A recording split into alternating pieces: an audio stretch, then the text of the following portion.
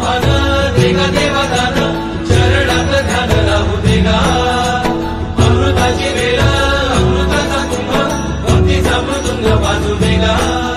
शाळा प्रांगणात दर आठवड्याला आयोजित करण्यात येणाऱ्या साप्ताहिक कीर्तन सोहळा विद्यार्थ्यांच्या उत्स्फूर्त सहभागाने आणि भक्तिमय वातावरणामध्ये यशस्वीरित्या संपन्न झाला आहे।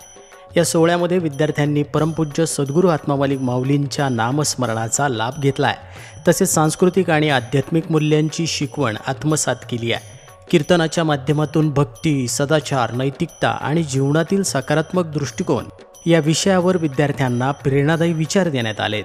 आत्मामालिक संकुलात साप्ताहिक कीर्तन महोत्सव शनिवार दिनांक 28/6/2025 रोजी दुपारी 4:30 ते 6 या वेळेत संपन्न झाला आहे। शैक्षणिक संकुलातील विद्यासंस्थान या इमारतीमध्ये शेकडो विद्यार्थ्यांची उपस्थिती लाभली।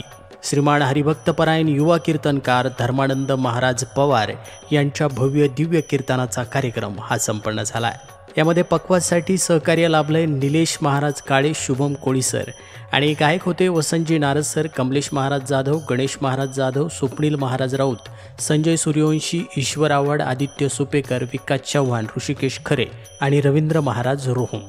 तर टाळकऱ्यांच्या भूमिकेत होते सर्व बालवारकरी आत्मामालिक शैक्षणिक संकुलातील विद्यार्थी।